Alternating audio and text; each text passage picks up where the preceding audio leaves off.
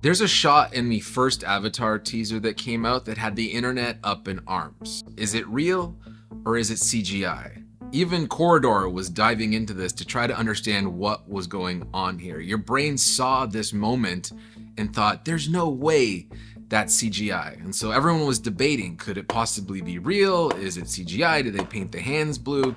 And the answer is a little bit more complicated than it seems, because it's technically a bit of both. And I think this little scene, this little moment is the best example of why Avatar 2 feels so real and looks so damn real. I talked about this in my review, but as you're watching the movie, you never really think about how it's fake. You're simply accepting the reality that you're presented because it looks real at that time and in that moment. But the more I've been diving into the behind the scenes on Avatar 2, I think I've narrowed down the exact reason why you feel that way. There are different ways to make films that have CG characters. What we're interested in with performance capture is the totality of the performance. The way James shoots these movies with his crew is they essentially get together in what looks like a giant playground and they start acting out all of the scenes and the actions that these characters are doing. Meanwhile, their faces and their performances are being captured in real time so that they can be projected onto CGI bodies and CGI environments. But all of these things that the characters do, they're actually doing them. There's that famous example of Hugh Jackman acting out the voice for Wolverine in Logan, where he's actually running and he's scraping and he's scratching at things to get the growl and the performance out that he needs for the voice of that character. So if you take that same thought, getting that actor into that moment, getting them into that scene and what they're doing in their actions, you can't fake that just sitting in a chair being scanned and being, surrounded by cameras. You actually have to do that stuff to get the right performance. Physical, emotional, facial, the eyes, everything. The actor creates the emotion. The actor creates the moment. It's our job to make sure that everything the actor did is preserved in their CG character. You are very hard on them. And not only does it help the performance with the actors, it also helps with the artists that have to animate all of those movements. Instead of trying to guess how the body maneuvers underwater, they film themselves underwater. So they're mapping all of this digital imagery onto actual performances. It's also a language shift. James Cameron will never call it motion capture. He calls it performance capture because that's the core of what makes these films so great and what makes it stand out so much from most CGI in other blockbuster films. I think the only closest thing we've come to is Thanos in the Avengers movies.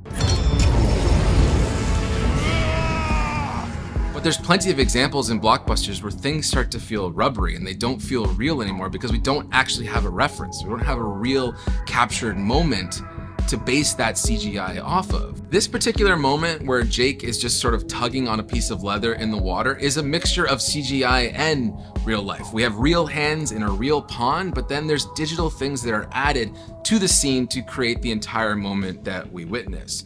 But the little intricacies of what you're looking at are real.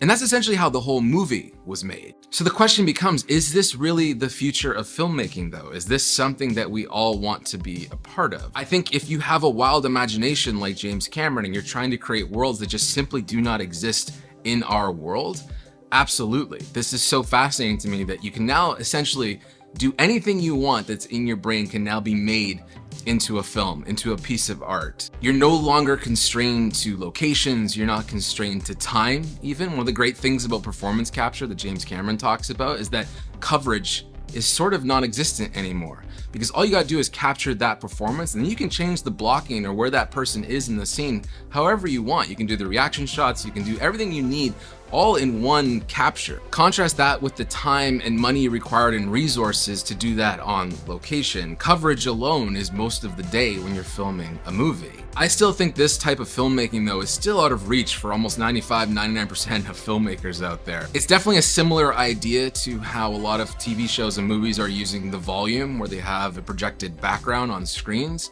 That definitely makes things easier, but it's not at the level of technical ability and time and money required with what James Cameron is doing with these Avatar films. But I definitely still think it's on the horizon, so it's something we should be constantly thinking about as we make our own films and TV shows. There might be a script that comes around that maybe right now can't be produced because it will cost too much money and the tech isn't that available yet, but as these movies continue to do well and as long as people keep going to see them, this technology will get more accessible. It's just like AI. Everybody's getting access to AI now and being able to render any image that they want. Imagine when that tool is now built into something like Adobe Premiere, where you can just put in a prompt and say, I want that background to look like a New York skyline, because right now I shot it in Missouri. That is coming. That is inevitable. Don't get me wrong, I totally agree that there is merit to actually shooting stuff on location with your actors in real world environments. Look at the stuff Denis Villeneuve does. He's had conversations with James trying to understand how Cameron does it. How does he put himself in that world without actually being in that world? And I definitely relate with Denis Villeneuve in that aspect, because I'm someone who comes up with ideas as I'm in the room. I have all my admiration, because you are, I think, working mostly in virtual environment, and I have no idea how you can survive, how you can do that, keep your creativity alive. Spielberg as well often doesn't storyboard anything that he shoots. He's coming up with it on the fly. It's an organic feeling that you're in this space, you're in where this thing is supposed to happen, and that's where creative inspiration comes from. So if you're not good at visualizing things ahead of time, or being able to imagine what something is going to look like, I think this can be a terrifying way of filmmaking for you. But ultimately, there is no denying it works. If you go see Avatar 2, this is an immersion and a feeling you probably haven't had in a cinema before, especially from something that isn't technically real. I find as a director, I'm much more attuned to the actors, because that's all I have to worry about. I'm not distracted by the camera move or the extras in the background. I'm just there for them. That's all I care about. That's all I'm watching. It's an amazing process. It's also the only way to do it. So I'm curious to know what you think. Is this the future of filmmaking? Did Avatar 2 feel real for you? Does this excite you, or does it scare you? I think it's exciting, but it's also a little bit terrifying as well. But otherwise, I hope you enjoyed this video. My name is Patrick Tommaso, and you will see or hear me next time I feel like making a video. Cheers.